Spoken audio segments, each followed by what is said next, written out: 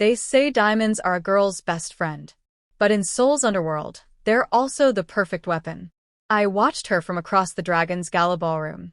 Rim Seo-yeol, the woman they called the Sun Queen, the Ice Empress, the untouchable. Her champagne flute caught the light of 1,000 crystal chandeliers as she raised it toward a cowering businessman's face. The man had committed the unforgivable sin of speaking to her without being spoken to first. "Do you know who I am?" Her voice sliced through the orchestral strings like a blade through silk. The room didn't just go quiet, it went still. The kind of stillness that precedes violence. The kind of stillness that saves lives. 300 guests in custom Dior and bespoke Tom Ford held their breath. Not a single champagne glass clinked. Not a single heel clicked against marble. Because everyone in that room understood the hierarchy of Seoul's criminal empire. Eo Jin-mook ruled from the throne, but Rim Seo-yeol was the throne. The businessman's knees hit the floor. Blood trickled from his lip where he'd bitten down too hard. "Forgive me, Mrs. Eo." I didn't. "Didn't what?" She circled him like a leopard circling wounded prey. Didn't realize that speaking to the wife of Eo Jin-mook requires permission? Didn't understand that this ballroom, this empire, this air you're breathing belongs to me?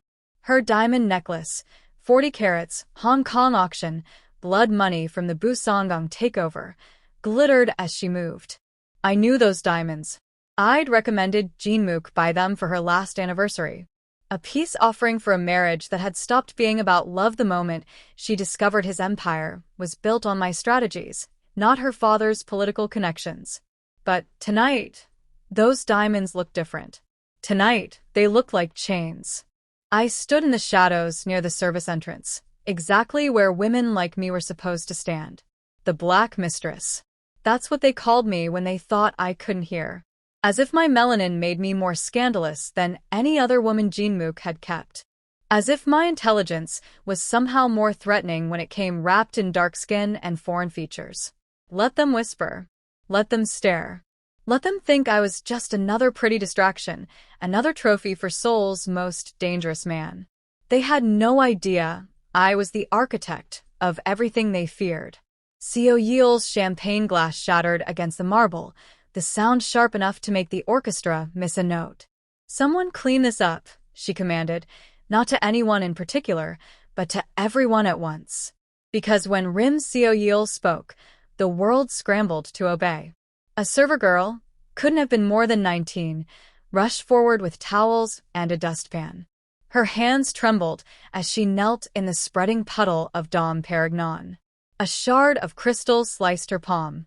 Red bloomed against white linen. No one moved to help her. No one dared. And that's when I saw it. The thing that made tonight different from every other night I'd watched Seo-yeol perform her ritual of dominance. The thing that made me step forward from the shadows, my off-shoulder black gown whispering against the floor, my heels clicking in a rhythm that cut through the paralyzed silence. I saw Jin-mook watching his wife. And in his eyes, those cold, calculating eyes that had ordered executions over breakfast and hostile takeovers over dinner, I saw something I'd never seen before. Disgust. Let me tell you how I became the woman everyone fears to acknowledge, but no one can afford to ignore. My name is Kalira Noelle, and I am the secret behind Seoul's most public empire. While Rim Seo-yeol wears her title like a crown and her cruelty like a cape, I operate from a place she'll never understand. The shadows where real power lives. 3 years ago, I walked into Jin-mook's private office with a solution to a problem that had cost him 40 million won and the loyalty of his Incheon district. His so-called advisors, including his wife's hand-picked strategists, had failed him. They'd tried bribes, threats, public displays of force. All noise. All spectacle. All useless. I gave him silence and precision. I gave him the shipping manifests that proved his Incheon lieutenant was selling port access to the Yakuza. I gave him the offshore accounts that trace back to Seo-yeol's own cousin. I gave him truth when everyone else was selling him loyalty. He didn't ask where I'd learned to trace ghost corporations through 3 countries and 7 shell companies. He didn't ask why a foreign woman with degrees in international law and strategic analysis would walk into a crime lord's office uninvited. He asked one question. What do you want? And I told him the truth that changed everything. I want to build an empire that doesn't collapse the moment someone discovers its foundation is rotten. I want to turn your syndicate into something that doesn't just survive, it evolves. And I want to be the one person in your life who never lies to you, even when the truth costs me everything. That night, I became his strategist. 3 months later, I became his lover. 6 months later, I became the shadow that Rim Seo-yeol couldn't shake. But she never saw me as a threat, not really. Because in her world, mistresses are disposable. In her world, the wife holds all the cards, the name, the status, the public legitimacy. In her world, women like me exist only until men like Jin Mook get bored. What Seo-yeol didn't understand, what she couldn't understand, was that Jin Mook stopped being bored the moment he realized I was the only person in his life who could see 3 moves ahead, who could predict which underboss would betray him before the betrayal was even a thought, who could restructure his money laundering operation so elegantly that even the NIS couldn't trace the flow. I wasn't his distraction. I was his evolution. And tonight, at the Dragon's Gala, standing in my off-shoulder black gown while Seo-yeol performed her usual theater of intimidation, I realized something that made my pulse slow to the rhythm of inevitability. It was time for the Sun Queen to learn that empires aren't built on fear alone. They're built on secrets. And I held every single one of hers. As Seo-yeol turned from the bleeding server girl, her eyes found mine across the ballroom. For a fraction of a second, so brief that no one else would have caught it, her perfect composure cracked. Not fear, not yet, but recognition. She knew I'd seen something she couldn't afford for anyone to see. The moment Jin Mook's disgust became my opportunity. I smiled. Not a cruel smile, not a triumphant smile. A promise. And in Seoul's underworld, a promise from the Black Mistress is more dangerous than a threat from anyone else. Because threats can be survived. Promises are forever. 3 years ago, I walked into Jin Mook's office with 40 million won worth of answers and a career death wish.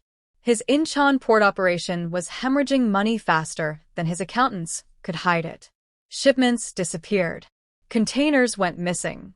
Revenue that should have flowed through his books like clockwork instead evaporated into ghost accounts that led nowhere. His wife's hand-picked consultants, 3 Ivy League graduates with degrees in international finance, had spent 6 months producing spreadsheets that said everything and explained nothing. I gave him 3 pages and the truth. Your Incheon lieutenant is selling port access to the Yamaguchi-gumi, I said, sliding the documents across his black lacquer desk. He's been doing it for 18 months. The money flows through a shell company in Singapore, then splits into accounts in the Caymans and Hong Kong. Half goes to him. The other half goes to your wife's cousin, Park Min-joon, who brokered the deal. Jin Mook didn't move. Didn't blink. His hands remained perfectly still on the armrests of his chair, but I saw the muscle in his jaw tighten. That small tell, barely visible to anyone who hadn't spent months studying him from a distance, told me everything I needed to know. He already suspected. He just couldn't prove it. Who are you? His voice was silk over steel. Someone who understands that loyalty without confidence is just expensive betrayal waiting to happen. He picked up the first page. Bank statements with highlighter marks tracing the money, like veins through a body. The second page, shipping manifests with timing discrepancies that only someone who understood port operations would notice. The third page, a single photograph of Park Min-joon leaving a restaurant in Singapore with a Yamaguchi-gumi captain. You could be lying, he said. I could be, but I'm not. Call your contact at Shinhan Bank. Ask about account number 847-39-281556. It was open 3 days after your Incheon lieutenant took his position. The initial deposit was exactly 2.3 million won, the same amount that went missing from your first compromised shipment. He made the call. 5 minutes of quiet Korean, his eyes never leaving my face. When he hung up, The temperature in the room dropped 10 degrees. Park Min-joon is family, he said. Park Min-joon is Seo-yeol's family, not yours. That's when I saw it. The exact moment Jin-mook understood that his empire's greatest vulnerability wasn't external enemies or government investigations. It was the woman sleeping in his bed, the woman whose family connections he'd married for legitimacy, the woman who wore his name like armor while her relatives carved pieces out of his kingdom. "What do you want?" he asked. And I told him.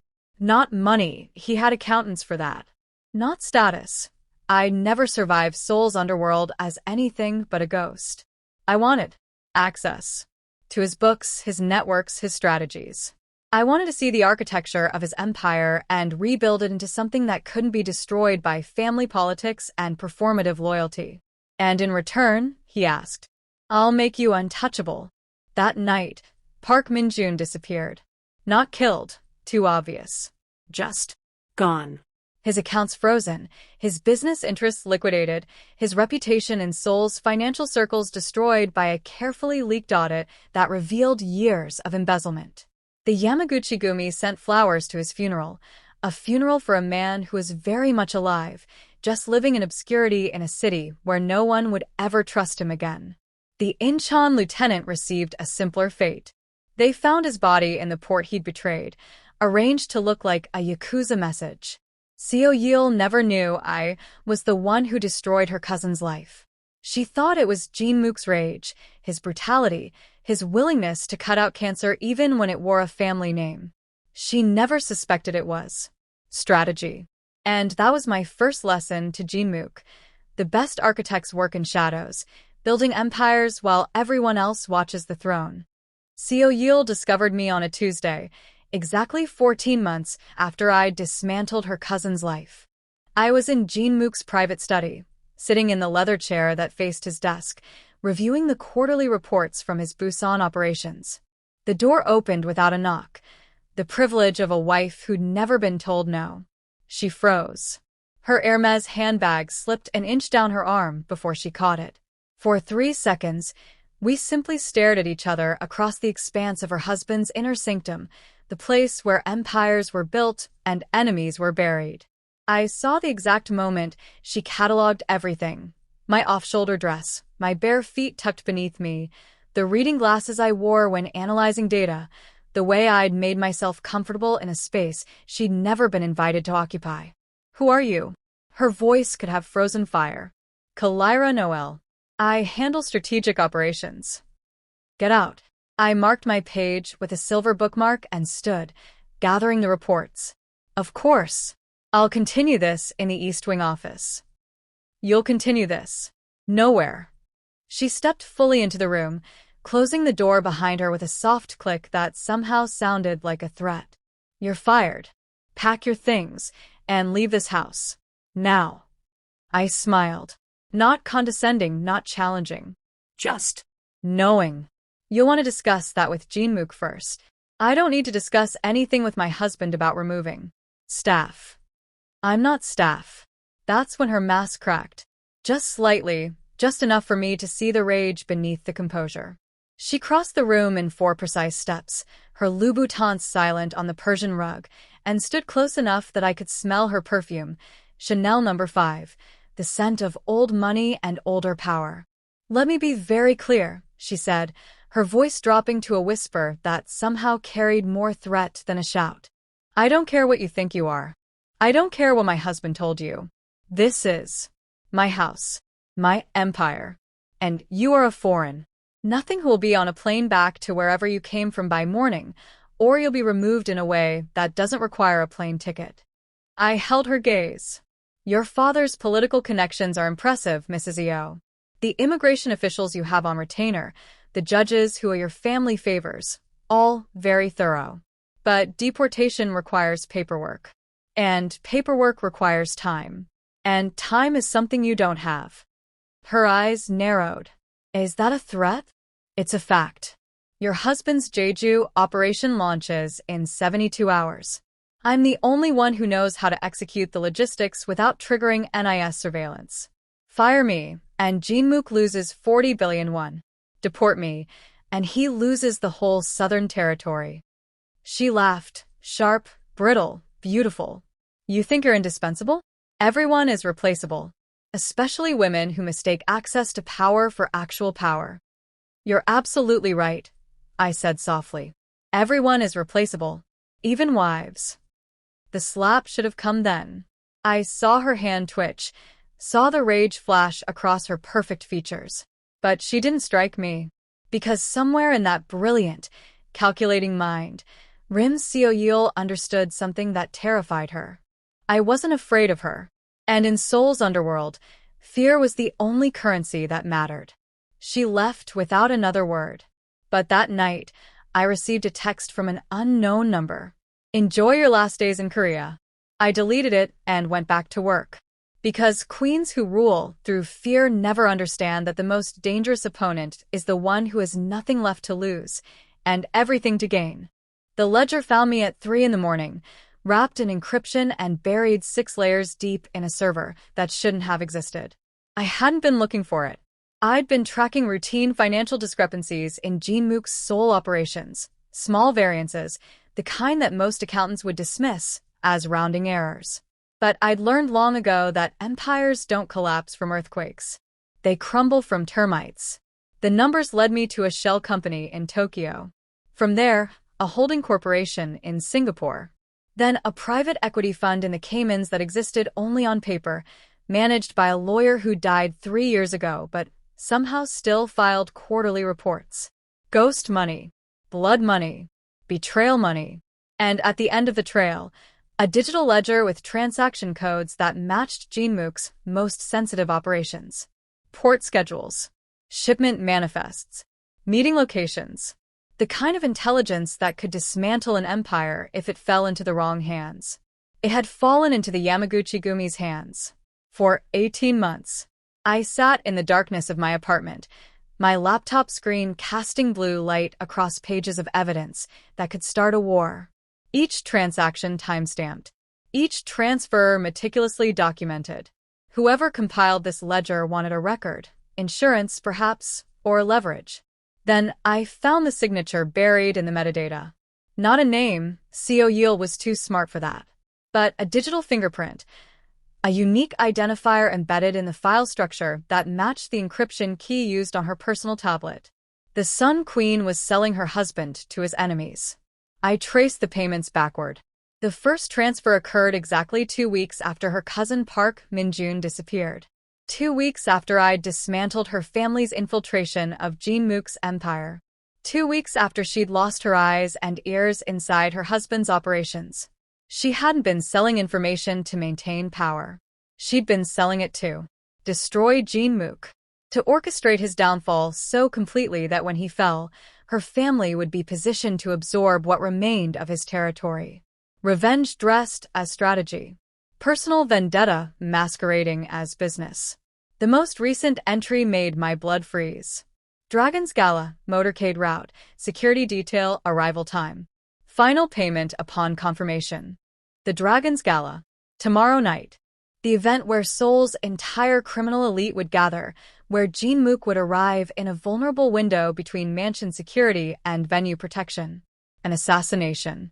Not crude, not obvious. Seo-yeol was too sophisticated for that.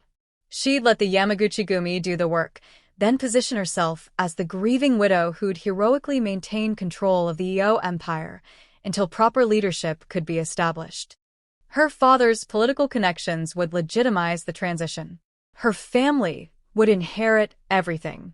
And I would disappear, deported, eliminated, erased, because dead men tell no tales, and neither do foreign mistresses with no legal standing. I downloaded the ledger, encrypted it with my own keys, and backed it up to 3 separate secure servers. Then I erased every trace of my digital footprints, covering my tracks with the same precision Seo-yeol had used to hide hers. The sun was rising over Seoul when I finally closed my laptop. Through my window, I could see the city waking up, oblivious, ordinary, alive. Somewhere out there, Seo-yeol was probably sleeping peacefully in silk sheets, dreaming of the empire she'd inherit. She had no idea that the shadows she'd tried to banish had just found the light switch. And tomorrow night, at the Dragon's Gala, I would teach her what every architect knows. The strongest structures aren't built on foundations of fear. They're built on truth. Jin-mook's invitation arrived 6 hours before the Dragon's Gala. Dinner. 7 o'clock. Private dining room. Both of you. No explanation. No context. Just a command that felt like a trap closing around both our throats. I arrived first, wearing midnight blue silk that whispered against my skin with every breath. The private dining room was intimate, a table set for 3, candles that cast dancing shadows on walls lined with art worth more than most people's lives. Jin-mook stood by the window, his back to me, watching Seoul's lights flicker like stars that had fallen to earth. "She knows," he said without turning around. "About me? About everything." He turned, and for the first time since I'd known him, Jin-mook looked tired. Not weak, never weak, but worn, like a blade that had cut through too many battles. "My wife is many things, Kalira.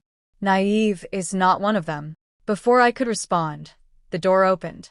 Seo-yeol entered like winter personified, white Valentino gown, diamond choker that caught the candlelight and threw it back like weapons. Her smile was perfectly calibrated, loving wife greeting her husband, cool dismissal for the intruder. "Darling," she said, crossing to Jin-mook and kissing his cheek. "What an interesting dinner arrangement." "Sit," Jin-mook said. "Not a request." We sat. Seo-yeol at Jin-mook's right hand, the position of honor, me across from her, close enough to see every micro-expression, every calculated movement. Jin-mook at the head, his face carved from stone, his eyes moving between us like a judge weighing evidence. The first course arrived in silence. Oysters on ice, champagne that probably cost more than the server's monthly salary. No one touched their food. "I've been thinking about loyalty," Jin-mook said finally, his voice carrying the weight of unspoken accusations. "What it means, what it costs, how easily it can be purchased." Seo-yeol's smile never wavered. "Loyalty is everything in our world. Without it, empires crumble." "And yet," I said softly, "empires also crumble when built on foundations of lies." Her eyes cut to me, sharp enough to draw blood. "Are you suggesting something, Miss Noelle?" "I'm observing," I said, meeting her gaze without flinching. "That's what strategists do.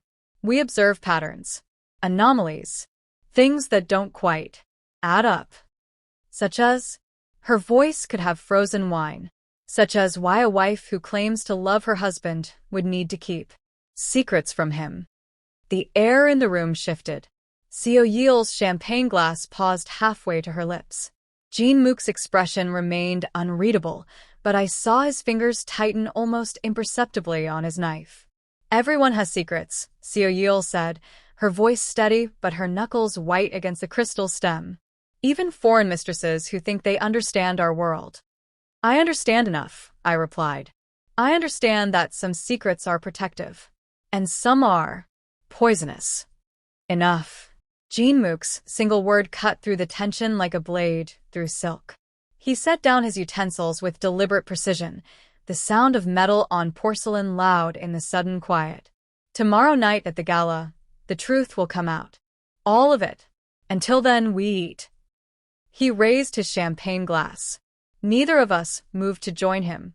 "To loyalty," he said, his eyes holding mine with an intensity that made my pulse race. "And to those brave enough to tell the truth, no matter the cost." I lifted my glass. Seo-yeol did the same, her hand trembling almost imperceptibly. We drank in silence, 3 people at a table, each knowing that by tomorrow night, only 2 of us would still be standing. The only question was, which 2? The champagne glass shattered at my feet, and 300 people forgot how to breathe. Seo-yeol stood before me in the center of the Dragon's Gala ballroom, her hand still extended from the throw, her face a perfect mask of aristocratic fury. The orchestra had stopped mid-note. Conversations died like candles in wind. Even the waiters froze, silver trays suspended in mid-service. You don't belong here, she said, her voice carrying across the marble and crystal with the authority of someone who'd never been told no. You don't belong in this world, in this city, in my husband's life. You are nothing. I didn't move, didn't flinch. Crystal shards glittered around my heels like fallen stars, and I simply stood there, meeting her gaze with the calm of someone who holds all the cards and is finally ready to play them. You're right, I said softly, my voice somehow reaching every corner of that enormous room. I don't belong in your world, because your world is built on lies, and I deal in truth. Her hand rose, whether to slap me or gesture for security, I'd never know. Because I stepped forward, close enough that only she could hear what came next, close enough to see the first flicker of real fear in her eyes. And I spoke the sentence that would shatter her empire. Does your husband know that the Yamaguchi-gumi captain arriving in 20 minutes isn't here for negotiations? He's here because you sold him Jinmook's motorcade route, his security detail, and his arrival time for $2 million? The color drained from her face. Not slowly, not gradually, but all at once, like someone had opened a valve and let her life force pour out onto the marble floor with the spilled champagne. You're lying, she whispered, but her voice cracked on the last syllable. Account number 847, KYC 9241, Shinhan Bank Singapore branch. Opened 18 months ago under the name Rim Holdings. 3 dozen transfers, each corresponding to intelligence you provided. The most recent, 48 hours ago. Final payment upon, how did you phrase it? Confirmation of target elimination. Her knees buckled. Just slightly, just enough that she had to grip the back of a nearby chair to stay upright. Around us, the crowd pressed closer, sensing blood in the water, but not yet understanding whose. Jinmook, she said, her eyes searching the crowd desperately. Jinmook, she's behind you. Jinmook's voice cut through the chaos like a blade through silk. She turned. He stood 10 feet away, his face carved from stone, his eyes holding the kind of cold fury that had built his empire on the bodies of those who'd betrayed him. In his hand, a tablet, its screen glowing with the evidence I'd compiled. Bank statements, transaction codes, digital signatures, the secret ledger. Darling, Seo-yeol said, and her voice broke completely. Please, I can explain. Explain what? Jinmook's voice was quieter than I'd ever heard it, and somehow that made it more terrifying. Explain how my wife, the woman who stands beside me at every public event, who shares my name, my bed, my life, has been systematically selling me to my enemies for 18 months. Tears streaked her perfect makeup. The Sun Queen, the Ice Empress, the untouchable, reduced to a woman begging for mercy in a ballroom full of witnesses who would never forget this moment. It wasn't supposed to be like this, she whispered. You were supposed to. I finished for her. Tonight, in your carefully orchestrated ambush. Jinmook gestured to his security. Get her out of my sight. Strip her of the EO name. Freeze every account connected to her family. And make sure the Yamaguchi-gumi captain receives a very different welcome than the one he was expecting. As they dragged her away, Seo-yeol's eyes found mine one last time. Not hatred, not rage, just devastated understanding. She'd underestimated the woman in the shadows. And in Seoul's underworld, that was a mistake you only made once. The call came 30 minutes after Seo-yeol's removal, while champagne still sparkled in crystal glasses and Seoul's criminal elite pretended they hadn't just witnessed a queen's execution. Jinmook's head of security leaned close, whispering words that made every muscle in his body go rigid. He turned to me, his face suddenly stripped of its usual composure, and I saw something I'd never seen before in EO Jinmook's eyes. Fear. We need to leave. Now. His hand closed around my wrist, already pulling me toward the service exit. Rim's father just activated Protocol Red. Protocol Red. The nuclear option. A political dynasty's last resort when exposure threatens everything. Eliminate all witnesses, burn all bridges, erase all evidence. Including the people who held it. Including us. We burst through the kitchen exit into Seoul's night air, Jin-mook's security team forming a protective circle as we moved toward the motorcade. That's when I heard it, the sound that turns blood to ice water. Not gunshots. Something quieter. More professional. Suppressors. 3 of Jin-mook's men dropped before I processed what was happening. The others returned fire, muzzle flashes lighting up the darkness like deadly fireflies. Jin-mook shoved me behind a concrete pillar, his body covering mine, and I felt his heart hammering against my back. The mansion, I gasped. We can't go to the mansion. It's the first place they'll hit. The staff, Jin-mook started, are already dead or will be soon. The words tasted like ash, but I couldn't afford sentiment. Not now. Rim's father has the security codes. He has the layouts. He has. Everything Seo-yeol gave him over 18 months. Another volley of suppressed fire. Glass exploded above our heads. Jin-mook's remaining security chief, a man named Kwon who'd been with him for 15 years, took a round to the shoulder and kept firing. East Safe House. Jin-mook barked into his phone. Route 7 not 6. Assume all primary locations are compromised. We ran. Not the dignified exit of a mafia boss and his strategist, but the desperate sprint of prey who'd suddenly realized the hunter knew all their hiding spots. Behind us, more gunfire. Screams from inside the Gala as the violence spilled into the ballroom. A black SUV screeched around the corner, one of Jin-mook's backup vehicles. We threw ourselves inside, Kwon collapsing in the front seat, blood soaking through his jacket. The driver didn't wait for doors to close before accelerating into Seoul's neon-lit streets. How many? Jin-mook demanded, pressing his hand against Kwon's shoulder. 12 that we counted. Professional. Coordinated. They knew exactly where you'd exit, exactly when. Kwon's face was gray with pain. Boss, they had our complete security protocol. Because Seo-yeol had sold it. Piece by piece, detail by detail, until her father had a blueprint for destroying everything Jin-mook had built. My phone buzzed. Unknown number. Against every instinct, I answered. Rim's voice, Seo-yeol's father, came through crystal clear, smooth as aged whiskey, and just as poisonous.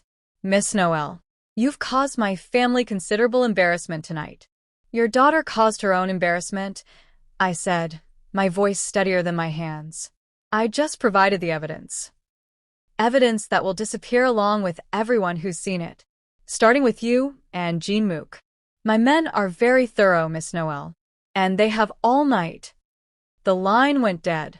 Jin-mook met my eyes in the darkness of the speeding SUV, and I saw the question he didn't need to ask. Can we survive this? I smiled. Not a confident smile. A dangerous one. They know your protocols, I said. But they don't know mine.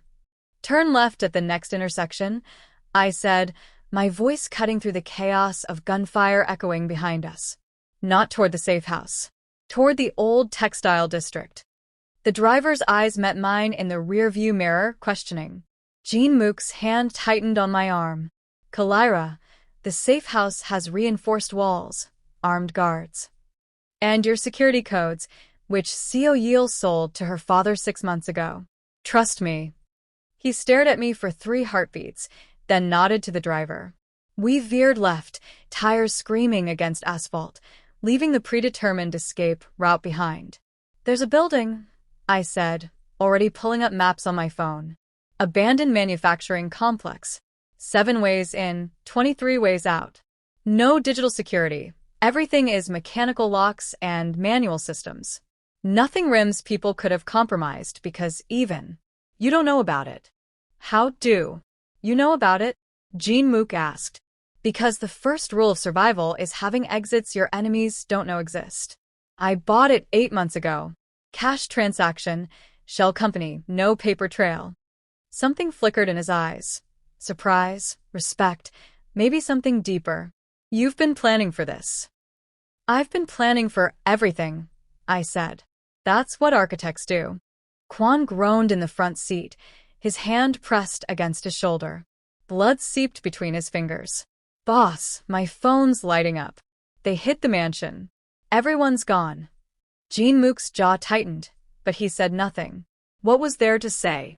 15 years of loyal staff, people who'd served him with devotion, erased in a single night because his wife's father valued reputation more than human life. We pulled into the textile district, a maze of crumbling warehouses and forgotten industrial buildings that Seoul's economic boom had left behind. The driver cut the lights, navigating by memory and my whisper directions. There, I pointed to a building that looked like every other condemned structure in the district. Loading dock, east side. The lock's broken, I made sure of it. We abandoned the SUV 3 blocks away and moved on foot, Jin-mook supporting Kwon while I led them through shadows and debris. My heels, impractical, beautiful, deadly, clicked against concrete until I kicked them off, leaving them behind like shed skin. The building swallowed us into its darkness. I moved by feel and memory, having walked these corridors a dozen times in preparation for a night I'd hoped would never come. My fingers found the breaker box, flipped the switches I'd prepositioned. Emergency lights flickered to life, revealing a space I'd transformed from abandonment into fortress. Medical supplies. Weapons. Cash. Passports, 3 sets each, different names, different nationalities. Communications equipment that couldn't be traced. Everything needed to disappear or fight back. Jesus, Kwon breathed, sinking into a chair. How long have you been preparing this? Since the day I realized Seo-yeol would never accept my existence, I said, already moving to the medical kit. Strip your jacket. That shoulder needs attention. Jin-mook watched me work, cleaning Kwon's wound with practiced efficiency, my hands steady despite the adrenaline still coursing through my veins. When I'd finished bandaging, extracted the bullet, and given Kwon antibiotics from my stash, Jin-mook finally spoke. You saved my life tonight. Twice. 3 times, I corrected, washing blood from my hands. Once when I exposed Seo-yeol. Once when I got you out of that ambush. And once 8 months ago when I started building this place. He crossed the room in 3 strides, his hands framing my face, forcing me to meet his eyes. Why? Because, I said softly, I told you I'd make you untouchable. And I keep my promises. Outside, sirens wailed. Somewhere in Seoul, Rim's assassins were searching for ghosts. But here, in this forgotten building in a forgotten district, surrounded by contingencies and careful planning, we were safe. For now. They brought her to the safe house 72 hours later, after Jin-mook had dismantled her father's assassination network piece by bloody piece. Rim Seo-yeol looked nothing like the Sun Queen who'd ruled Seoul's underworld with diamond-hard cruelty. Her designer gown was torn, her perfect hair matted with sweat and fear. Mascara streaked her face in black rivers, evidence of tears that hadn't stopped since her world collapsed. They forced her to her knees in the center of the warehouse, the same emergency lights that had guided us to safety now illuminating her destruction. Her wrists were zip-tied behind her back. Not necessary, she had no fight left. But symbols matter in our world. Jin-mook stood before her, and I'd never seen him look so cold. Not angry. Anger was heat, passion, temporary madness. This was absolute zero, the temperature where everything stops, where molecules cease to move, where life itself becomes impossible. Look at me, he commanded. Seo-yeol's head lifted slowly, her swollen eyes struggling to focus. When she saw him, truly saw him, saw the man she'd tried to kill standing alive and untouched, something inside her shattered further. Please, she whispered. Jin-mook, please. I was protecting us. My father said you were getting weak, said that. Woman was making you soft. Don't. His voice cut like a scalpel. Don't speak of her. You lost that right when you sold me to my enemies. I'm your wife, she sobbed. I'm the mother you promised your children would have. You are nothing. Jin-mook crouched to her level, forcing her to meet his eyes. You were my wife. You wore my name. You stood beside me at every event, every negotiation, every moment that mattered. And the entire time, you were counting the pieces of silver you'd earned from my corpse. I loved you, she whispered. You loved what I represented. The power, the fear, the empire. He stood, pulling a document from his jacket. But you never understood that empires aren't built on names and fear. They're built on loyalty. Real loyalty. He unfolded the paper, legal documents, official seals, the kind of paperwork that changes lives with ink and signatures. I could kill you, he said conversationally. My men expect it. They're probably taking bets on whether I'll use a bullet or my bare hands. Hope flickered in Seo-yeol's eyes. Desperate, pathetic hope. But death is mercy, Jin-mook continued. And you don't deserve mercy. So instead, I'm giving you something far worse. He held up the documents. Annulment papers. Signed by 3 judges your father doesn't own. As of midnight tonight, you are no longer Rim Seo-yeol. Yo. You are simply Rim Seo-yeol, the disgraced daughter of a political dynasty I'm currently dismantling, the woman who betrayed Seoul's most dangerous man and lived to tell no one about it. No, she breathed. No, please, anything but. Every account frozen. Every property seized. Every connection severed. Your family's businesses are already collapsing. Turns out when the NIS receives detailed evidence of 2 decades of corruption, political allies scatter like rats from a sinking ship. He dropped the papers at her feet. You'll live. You'll walk out of here with nothing but the clothes you're wearing and the knowledge that you had everything and destroyed it yourself. You'll see my face on every news channel, my empire growing stronger without you. You'll watch the woman you tried to erase stand beside me, building what you could only tear down. Seo-yeol collapsed forward, her forehead touching the concrete, sobs racking her body with violence that seemed to tear her apart from the inside. Jin-mook turned to his men. Take her to the airport. One-way ticket to Singapore. If she ever sets foot in Korea again, then you have my permission to kill her. As they dragged her away, she looked back at me one final time. Not with hatred. With something far worse. Understanding. She finally understood what I'd known from the beginning. In Seoul's underworld, there are fates worse than death. Living without power is one of them. 6 months later, I stood in the grand ballroom of the newly rebuilt EO mansion, wearing an off-shoulder black gown that no longer felt like camouflage. The dragon's gala had become legendary, the night the Sun Queen fell and the shadows claimed the throne. Seoul's criminal elite spoke of it in hushed tones, the way people speak of earthquakes and revolutions, events that reshaped the landscape forever. Tonight's gathering was different. No pretense, no performance. Just power, presented honestly for the first time in decades.